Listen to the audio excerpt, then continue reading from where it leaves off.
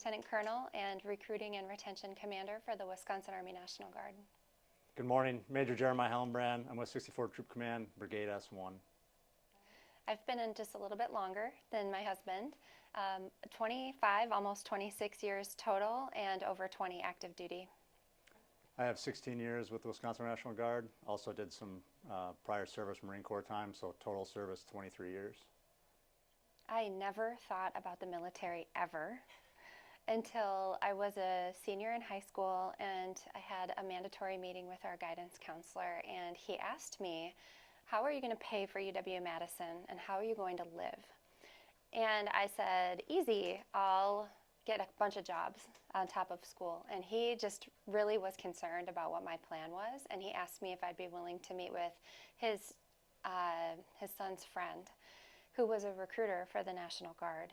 I had no idea when I said yes what the National Guard was, what it entailed, or that I had any interest, but I met with a recruiter shortly thereafter, and I was ready to sign paperwork that same day.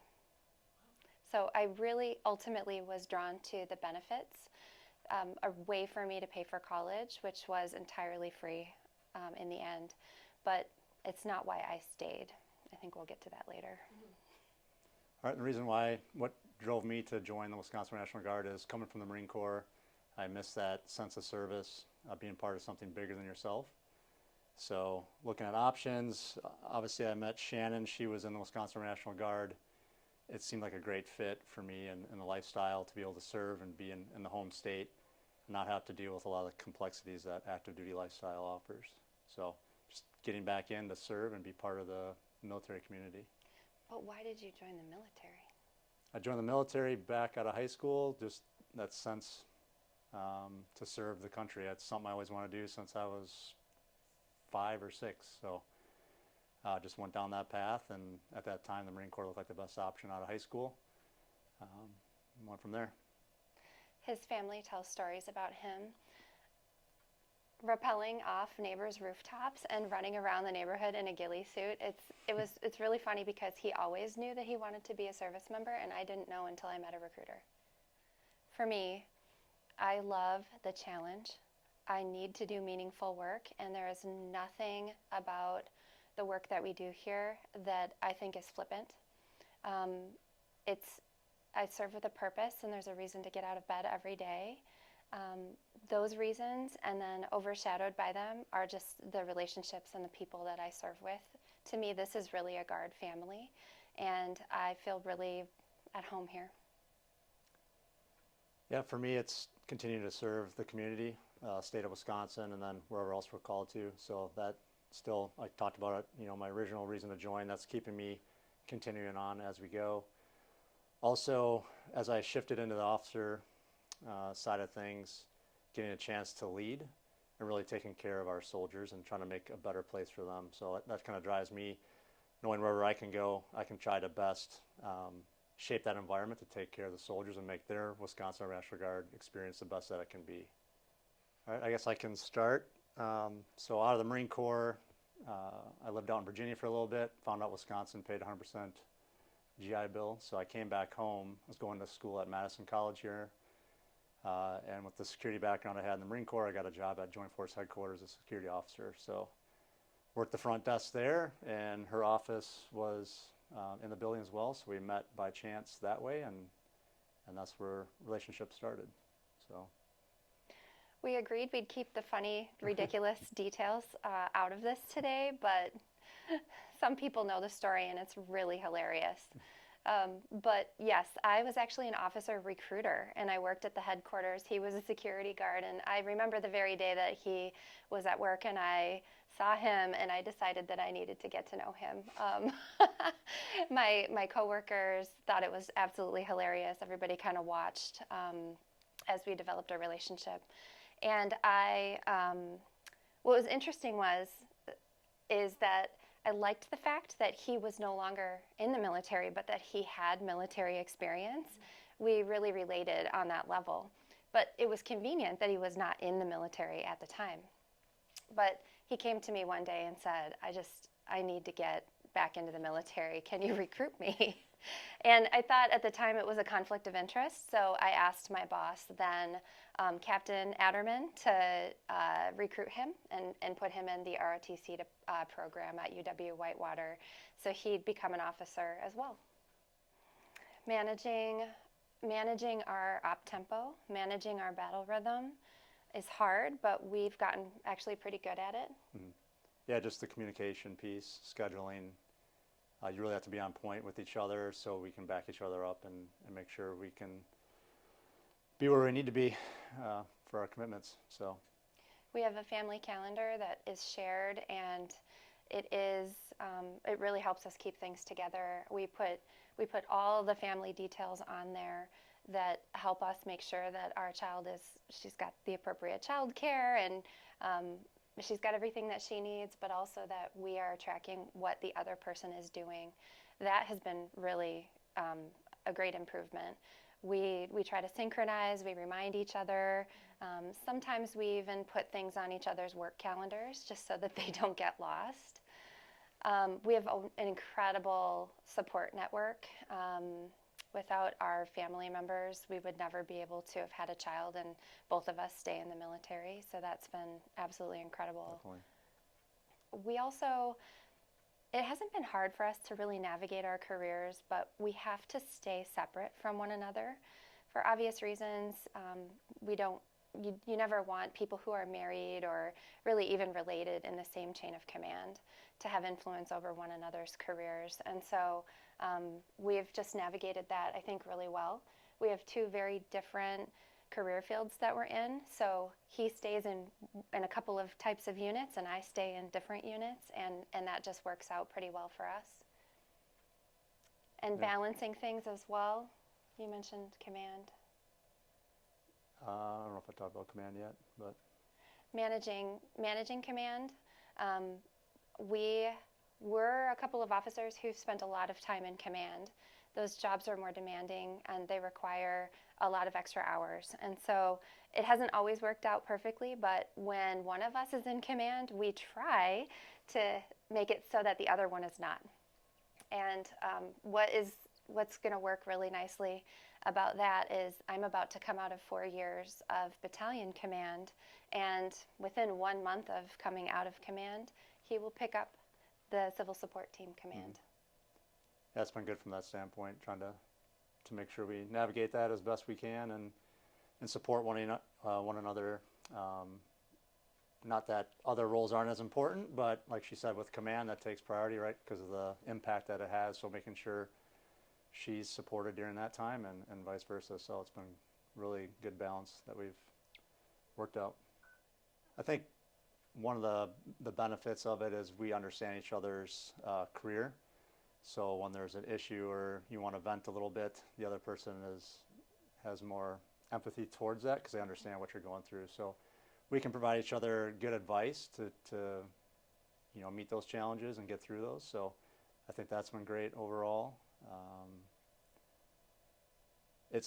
I don't know, it's kind of unique just because it's been our identity for so long, 16 years in the Guard now for me, and it's just our family knows us as a military couple. So what do you have to add for benefits of it? I really think that our goals are really aligned, and while we're quite different, the similarities are really strong. And so an example of that is we're both really committed to self-development, and we love to learn, and we like school, we like to better ourselves. So we're always sharing resources with each other, books, podcasts, articles. When we go on long road trips, we listen to self-development and leadership podcasts and things like that. We are very much driven in that same way, and our goals are really aligned. Yeah, and back to that, the military professional development side for the officers, it's about 2.5 years of distance learning as you get past captain. So knowing what that entails and providing each other that support during that time, fencing that time so we can be effective during our studies and make sure we can get that done at home in the morning, and then when we get to work, we focus on work and provide the soldiers the best foot forward from our standpoint. We're also really good at time management. we prioritize fitness and overall health, and so we make sure that each of us has that baked into 6 days a week. It is baked into our schedules. It is a priority, and we don't question whether or not one of us gets to work out that day or not. It is something we're invested in, and it just happens as part of our life. So that and time management, I think, are really beneficial too. Good points. Yeah. I guess I'll start. I've had 2 commands so far, so getting to lead soldiers and have that impact on the daily operations, and I'm full-time, so just getting that opportunity and working with the NCOs, understanding the challenges and doing whatever you can to support them, it's been very rewarding. I had a stint at RB at Bravo Company Command, so getting to work with the recruiting force, understanding the challenges they face, and be able to support them and kind of turn things around from the level I was at was very rewarding for me. Some other cool things got to do on the 54 Civil Support Team. I worked a lot of high-profile events over my time there, so got to go to Super Bowl 52, presidential inauguration, NATO summit, things like that. So just getting out there, some of us joined the Guard to get that, to be able to support our community, right? So on the Civil Support Team side, got to go out and do that on a weekly basis. So just getting back out there, working with the first responders, best protecting the citizens at those events. It's been a lot of fun over the years. So also deployment to Iraq was very rewarding as well. I went with the 147th Aviation Battalion out of Madison and got to work with all the aviators and the support network there. It was a lot of fun. When I was younger, I would basically, when I would change jobs, every time I would look back and I would say, that was the best job I've ever had. That was the best job. That was the best job. I've had, certainly some times where I've struggled and the jobs have been really, really tough, or the environment has been really tough, and of course so have you, so has everyone. But my favorite jobs, officer recruiter, command. I've spent a lot of time in command. It is the hardest, most demanding job, and it is by far the most rewarding, and it is also a way that you can impact hundreds, if not thousands of people and their families. And to me, I just take that very seriously. And so I've absolutely loved my time in the 132nd Brigade Support Battalion. I was in a couple of assignments there. Most recently, I was the battalion commander, and then I jumped right over here to be the battalion commander of the Recruiting and Retention Battalion.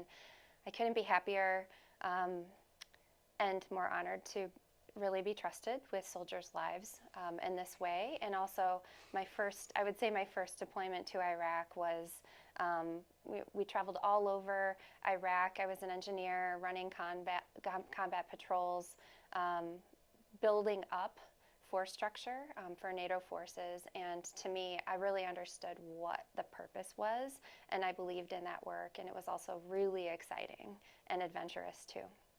So I loved that. I'll also say that a really incredible opportunity I've been given over the past year and a half is that the Army established a women's initiative team, a WIT. And the Army was surprisingly the only service that didn't have a WIT, and finally came online, and they took nominations, and I was one of 30 people who were selected to be part of the Army's WIT. I'm actually the only National Guard officer on the WIT. So I need to have a loud voice when I'm talking with mostly active duty folks and DA civilians, when I'm talking and expressing not only that we have issues and barriers that are keeping women from being able to serve at their best, and here's how we can get after it, but also this other challenge that is us being a reserve component. We're in the National Guard, and our voice is not, our needs and our voice don't always make it to the forefront. And we are an M-Day force. We're a part-time force. So it's really important for me to be able to sort of be the spokesperson on behalf of the Wisconsin and the Army National Guard to speak up for our M-Day force, our part-timers. I think looking back, I think the longest time we were apart was about 2.5 years total. There was some, a couple weeks in there where we got to see each other, but she went on deployment in 2009 to 2010. I went down to Bullock for officer training down in Fort Leonard Wood. And then when she got back, we high-fived, and then I went over to Iraq with the 147th. And then when I got back from that deployment, I actually had to go off to a 2-month school for the civil support team. So I was gone like instantly. I landed on a Friday and left that Sunday to go away for a 2-month course. So it was a long period of time, but we talked communication previously as something that need to have a really good understanding, make sure you're putting in the effort on that, right? So we had a good system in place where we could contact each other while she was overseas, and a good battle rhythm of the calls, and same thing when I went over. And just knowing where the end state was going to be after those deployments is what kind of drove us to get through that hard time. But overall, looking back at it, I think we did really well. I don't really think it wasn't as challenging as you'd think it would be, just because we knew that we had each other's back, and we knew it was very important for our careers. So what's your perspective or take? I agree with everything that you said. And I don't know if you really remember this or not, but we were really deliberate about, like Jay said, communication. And also, I remember that we needed to just blindly trust each other. If this is going to work, we're going to make it for 2.5 years apart, then we need to trust that you're doing the right thing when we can't see each other, and that you're with the right people that we trust, that your support system is who I think it is, and vice versa. Those types of things made it so much easier, because on that deployment, I was an engineer commander, and I just did not have capacity to worry about what was going on back home. And I'd argue that when anyone is deployed, they don't have the capacity to be stressing out about what's happening or not happening at home.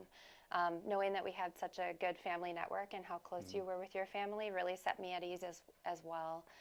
And then we've been really deliberate over the years we get really close. You work day in and day out with your battle buddies.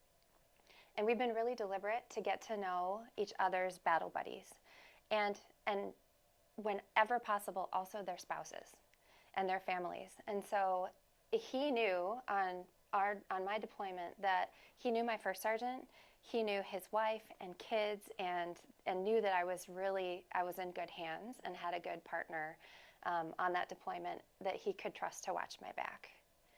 And vice versa, I knew the people he was deployed with the 147th, and I trusted them to take really good care of him too.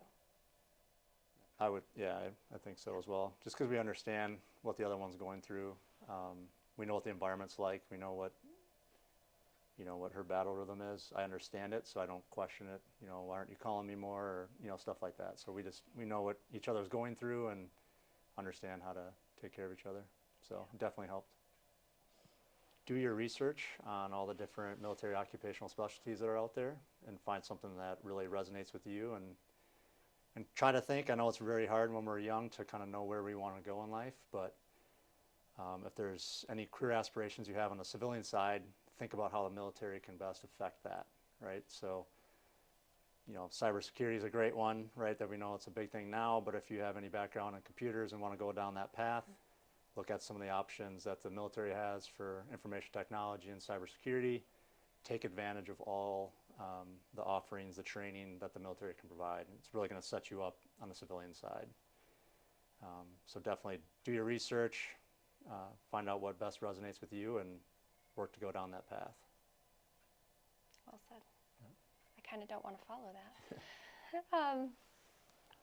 I would say don't count yourself out, because the military will challenge you in ways that you never imagined, and you can absolutely handle it, and grow from it and become stronger every step of the way. So for me, I mentioned earlier that I had never even given a second of thought to the military, to military service, because I didn't think that I looked like what a soldier should be, or that I embodied anything about soldiering.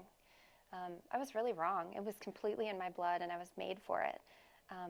So allow somebody to awaken that in you, allow that spark to resonate with you, because the military has absolutely changed the trajectory of mine and my husband's and my family's lives for the better.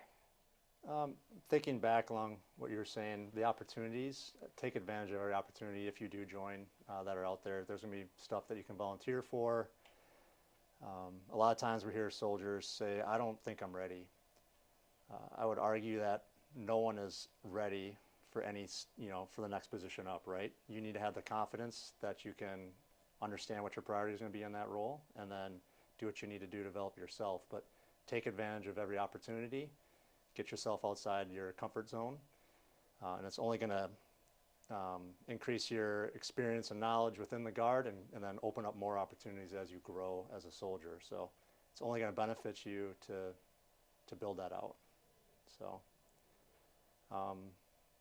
also, I guess I'll touch just a little bit on physical fitness, just because it's very important. As a soldier, we're asked to do things physically demanding, and if you have aspirations to move into leadership roles, I think you need to have some, I guess I'm trying to go with this, is just understanding that it is important for our job, right? And if you're in a leadership role, you can't demand things of your soldiers if you can't do it yourself. So understanding physical fitness is a ever-going process. It's never going to stop. So like when I get out of the military, I'm going to continue to do physical training, just because I know as soon as you stop, it starts to, especially as you get older, you start to slide quickly. So just know in your head that physical training is very important, and it's just a continuous process, and put in the effort, and it's going to pay off. Yeah. It's a discipline. Yeah, I didn't quite explain it the way I wanted to, but yeah. I think you did great. I would say I have 2 points. One is especially for people who join and then desire to compete for higher levels of leadership, whether that be in our non-commissioned officer corps, our warrant officer corps, or our officer corps. Those are all really demanding steps for a person professionally and even personally. And I would say get comfortable being uncomfortable. And then the other thing I would say is, really dovetails off of what Jay just said about opportunities. As an example, he and I both got master's degrees from Penn State completely free. We have our bachelor's degrees, they were absolutely free. We've got certifications, they were paid for. We've had incredible leadership opportunities, training, unique opportunities, both in the private and the military sector. And I'm really grateful for the way that the military has invested in me, and I know that you are too. Definitely. The military really can launch a person, and the military has been really great for us. Awesome. Sweet. That was it. You guys did great. Thanks.